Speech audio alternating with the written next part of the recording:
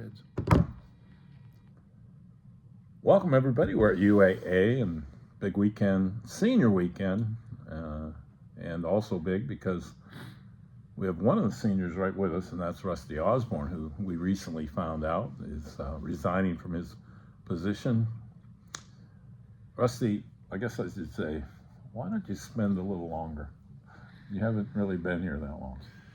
Well, his 35 was a nice even number, Yeah. so we'll stick with that. So people amazed, and along with that, there's not that kind of longevity in virtually any job anymore. But also some of the records along the way. You know, you're gonna the all-time winningest coach at UAA, and also in the conference. So you got that going for you. Well, you know, longevity, numbers start building their way up if you stay someplace long enough. So I think I also lead the conference in losses as well. So there's always that. But, you know, you don't stay someplace 35 years without some things happening. One, you've got to like the place, and I love Alaska. I mean, I just wrote a note to somebody who had written me and said, you know, I was born in Virginia and I reached adulthood in Texas, but I've been here 35 years. So, you know, I'm an Alaskan. That's what we are. And I'm sure we will leave the state because of family, but we'll be back many times. And you know, my 5 kids are Alaskans, and my wife, and so am I. So, you know, 35 years doesn't happen if you don't like it here. And it's been a great place to work, and I've worked with great people. And somebody at one point told me, don't try to get happier than happy. And I've been happy here. And Why didn't you tell me that? Yeah, I think I did. You just didn't listen to me. So. Well, I do now. All right. Because I was used to be older than you, but now I'm younger. I believe that. No. But I think one of the things we just talked about was family showing up, and they're dispersed around the United States, and they're all making that effort. And boy, I know you're a Facebook fanatic, but I read Austin's the other day, and that was pretty cool. I put something on Facebook. I've not been on it very much lately. It's usually an off-season thing more than an in-season, but I've been told about it. I have not got a chance to read it. I'm sure I will. And we've got great kids, and like you said, all of our grandkids and 2 of our kids are outside. And Sagan, who lives in North Dakota, brought his wife and 2 kids up, so we get to see those 2 grandkids. Kylan lives in Utah. His daughter's first birthday was yesterday, so he stayed there for that. So he missed last night's game, but he's here today. Unfortunately, Lexi and the baby couldn't come up, but yeah, it's special. I'm surprised that they're here. I mean, they're young parents, and you know, getting to Alaska as a young parent is not easy. You know, both logistically and financially, and so excited for them to be here. So I don't know. My son Dylan, they went to Arizona, and my granddaughter Lakin is not quite 2. Right. So no seat for her, and she weighs a lot for a 2-year-old. At least that's what Dylan tells me. So we have that connection with Coach Larrabee, and one of the things he told me was, in terms of Alaska, and you alluded to it, in terms of people to work with and administration, and he just said there's just a can-do spirit up there that he didn't see anywhere else. You know, that was when he came up. That's what he noticed. I'm sure you noticed the same thing. Yeah, I mean, when we got here, I mean, it was night and day difference than what we had at Southwest Texas. I mean, you know, we were in the shadow of the University of Texas at that time, and San Marcos was, you know, it wasn't really a sports town. So I mean, we had some nice supporters, but it was totally different when we got here. And you know, I mean, two newspaper town at that point. Right. I remember Whit Tuttle from the Anchorage Times he was our beat writer for them. He was at every practice, Yeah. and of course, That's different. Of course, That's Lou different. Friedman and Beth Bragg over the years. I mean, they were tremendous for it. It's a shame the print media has kind of gone the way it is, and same with the local TV. Tons of great reporters over there at all the stations, but times change, but one thing that hasn't changed is it's been a great department to work for, and you know, there's only two athletic schools here, Fairbanks and us, and the state takes a lot of pride in both of them. I think that sure there's some divided loyalties there, but good thing about Alaskans, we all support each other. We understand that you have to support each other, and so it's been a great ride. It's bittersweet that it's ending, but that's the circle of life. It's what I got to face, and it was an easy decision. So I think about some of the administrators, and I know you were closer to some than others, and also I think of Ron Petro, who passed not so long ago, and Steve Cobb, who after he left UAA, it wasn't long before he passed away. Right.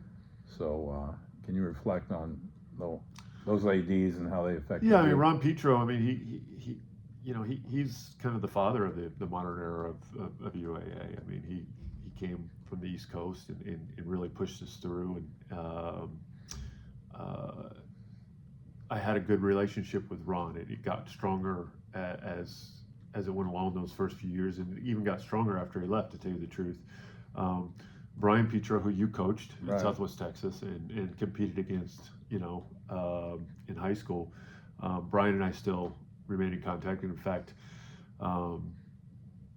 as Ron was in his final days, I communicated with Brian quite a bit. And then just last Saturday night at Seattle Pacific, Brian came to our game. He lives close to Seattle Pacific. He usually comes to see us, and I was very honored.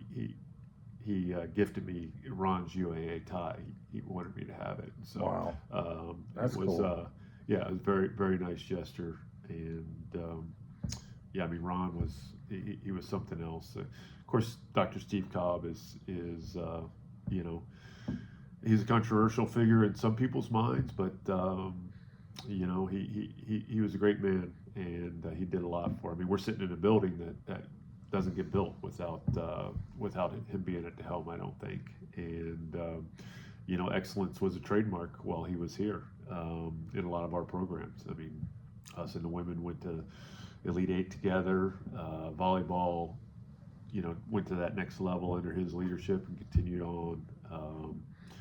Mike Freese and the track team. I mean, that became bigger. Used to be just cross country under Steve. And, we added track, and Mike had tons of success. And he took that baton and took it forward there. Started the Hall of Fame under his watch.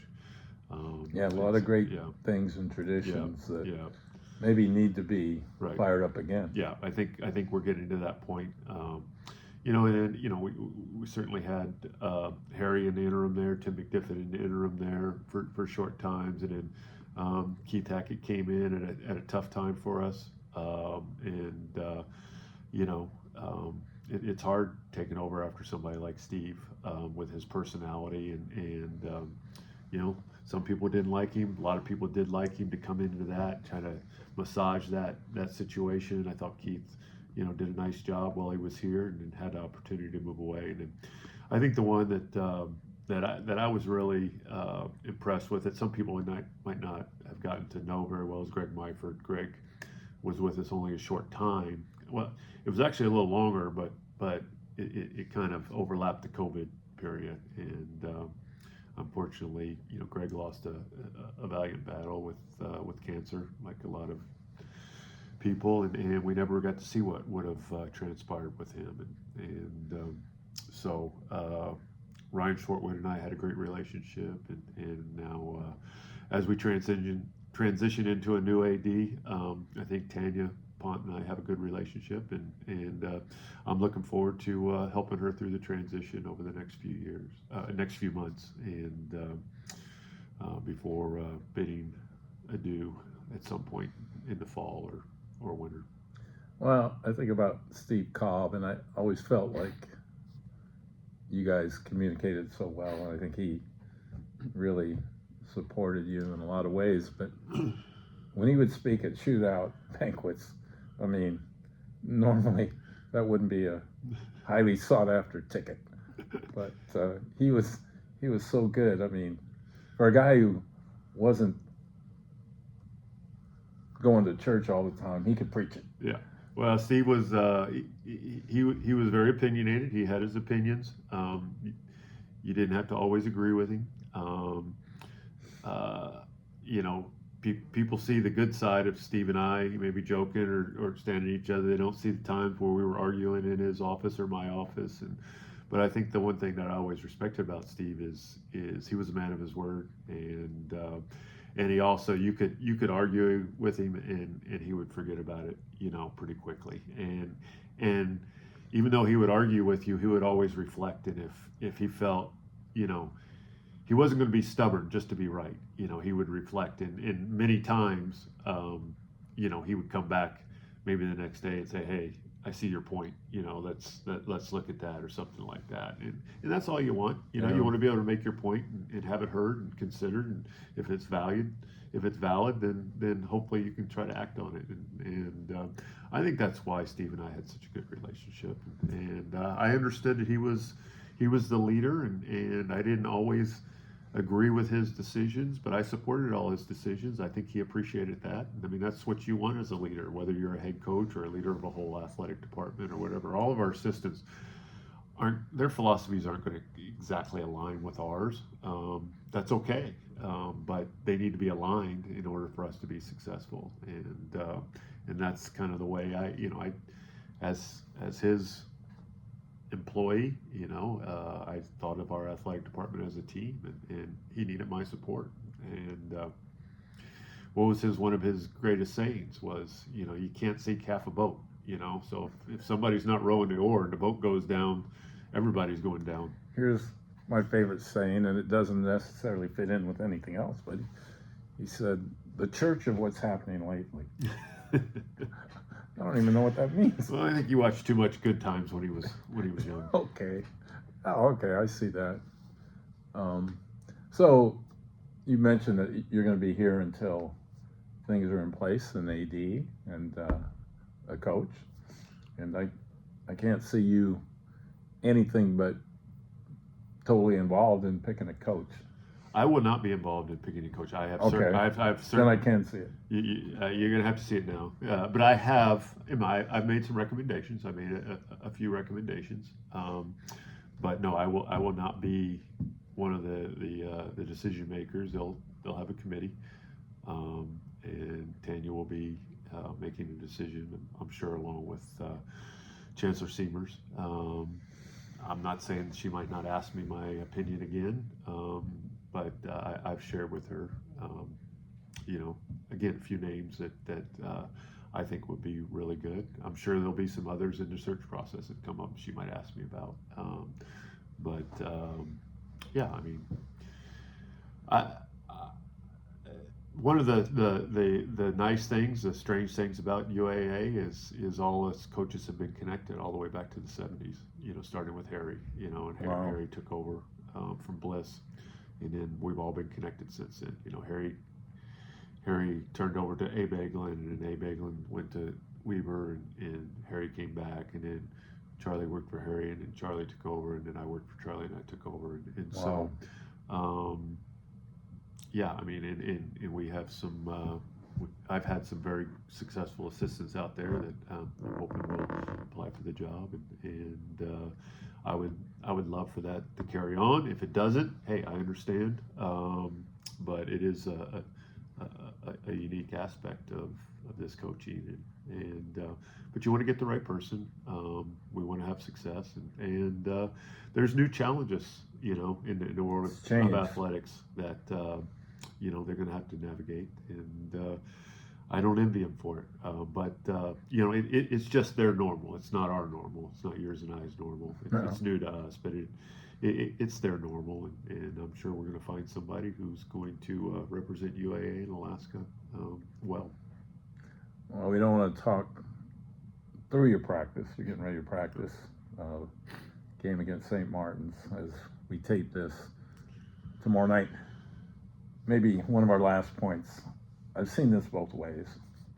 I've done it myself both ways, and that is, and I think I know what you're going to say, but when you leave a program, you either hope they build upon and you're happy when they do better, or some people who leave don't want to see that same success because maybe it takes away from their legacy or whatever the reason, or if they left on bad terms. But tell me why you want to see the program continue to go forward. Well, I mean, I've invested 35 years. You know, I mean, why would I want to invest 35 years in a place and then see it go downhill? I mean, that makes no sense. I mean, I want what's best for the program, and anything I can do from a non-coaching position to help the next person, that's what I'm going to do. If help is just stay out of the way and don't say anything, that's what I'll do. I want them to have success, but I also want to, I don't want to get in the way, but I love UAA. I want to go watch them play games and stuff like that. And so whoever comes in, if I know them, that will certainly be a little bit easier. If I don't, hopefully we can build a relationship that is beneficial to them if they think it is. But even if it's not, I still hope they have success. I'm expecting the next coach to be more successful than I am. Will they stay here, long enough to accumulate the number of wins? No. I don't know. No. Probably not. It doesn't happen much these days. But the number of wins are a result of how many years I've been here. Yes, I take pride in them, and I'm happy with what we did. I wish we'd have won a few more championships. I wish we'd have won a few more games here and there. But you do the best you can at the time, and if you do that, you can lay your head down and be happy. The biggest thing we have is we've produced a ton of really good community citizens. Some right here in Anchorage. Mm-hmm. Your son being one of them, and then some who have lived here and left, some who came from somewhere else, stayed, and then all kinds of different ones. But we have lawyers and doctors and dentists and counselors and teachers and coaches and psychologists and counselors. I mean, they're in all phases of the world, and I've heard from a lot of them, and the biggest thing I hear from them is their time at UAA really helped shape their lives, and that's what we're proud of. That's what we're producing. That's what UAA and Alaska is producing, and I hope the program continues to keep producing those type of student athletes and adults. Well, here's one thing I like to say, and this is probably my last question, and then later I'll say this is probably my last question. But maybe after your time is done, what are your plans? I think people they're interested in. Well, right now, I mean, you only say so much, and my mother's facing some health challenges. I mean, that's the result. I mean, that's the reason for the retirement at this time. Some people know, some people don't, that I stepped away from the team for 2 weeks in December to be with her, and I need that flexibility to be able to do that. I've lived here for 35 years. She's lived in Texas the whole time. My father passed away when I was 10, so I was raised by a single mother, and I've lost a lot of time being this far away. I wouldn't change it. I don't think she would change it for me. Your mom's pretty incredible. Yeah. I've only been around her a certain amount of time. The time is running short, and I want to be with her, but I also want to support my brother who is carrying the burden right now of helping her through this difficult time. So one of the things that I'll be able to do is without having to be here on a day-to-day basis with the team, I'll be able to travel down there and spend a week or so helping with her care, relieving my brother of some of those responsibilities, and also having some time with her. And hopefully that's a long time. Hopefully that's many, many months and years into the future. But if not, at least we'll have the time, whatever we have. And that's why it was an easy decision. I like coaching. I like the practices. Recruiting has become harder with all the new things, but it's part of it. And so there was no decision made before all this happened. But that's what made the decision easy. And hopefully, I've left this place. I'll leave this place in a good spot. And in addition to be able to have that flexibility, I'll be able to help again through the transition.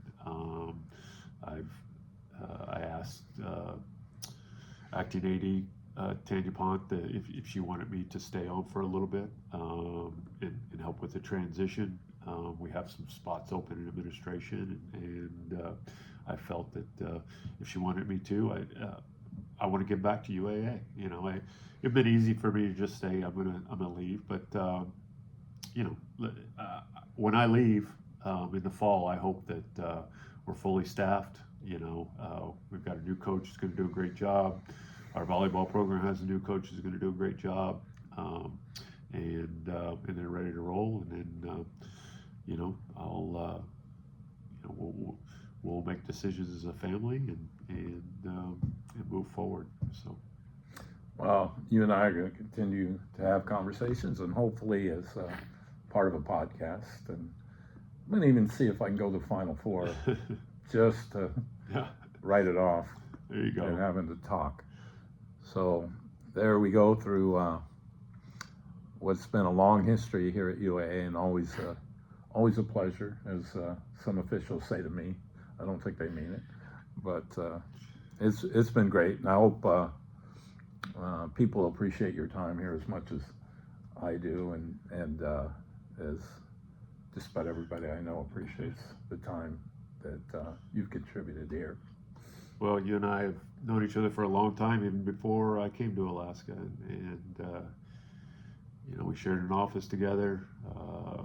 Our families have shared times together, and so I appreciate everything you've done. And you're a bigger legend in this state than I am, but I'm glad I got a chance to share the spotlight with you a little bit. So. Wow. I don't know. I was your volunteer coach, which you couldn't get any further down the list. Yeah. I'm applying for the same position. The pay was good. At work, and then they doubled my salary the second year. That's right.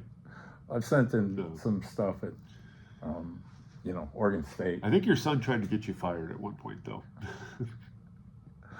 There was that game where we were telling the referee, did you hear this one? Yeah, so the referee, we're telling him, hey, watch out for it. And he goes, yeah, have you seen number 23? Yeah, that's my son. That's right. I taught him that. No. He had to do that. Right. Did you see him run lines? He's got to do some holding. Okay, we could go for a while, but hope you've enjoyed this conversation. I know I have. And Coach, we wish you the very best from tomorrow night's game to regionals coming up, or conference tournament, and then hopefully regional. Hopefully, and hope we get a lot of people out tomorrow. People may see this after the game, but Right. We've got 7 great seniors, including some local ones, and I've asked that the focus be on them. They deserve that time tomorrow, and hopefully they can have a great ceremony early, and we can have a great game and celebrate a win afterwards. It's a very good St. Martin's team. Sounds good to me. I'm ready to go out Saturday night on a good note, at a local establishment. All right. So that's going to do it. We could go on for a while, but thanks again, and we'll see you again. There'll be another time, and we'll get back together with Coach Osborne. But for now, we'll say goodbye. Thanks for joining us on Alaska Sports Talk.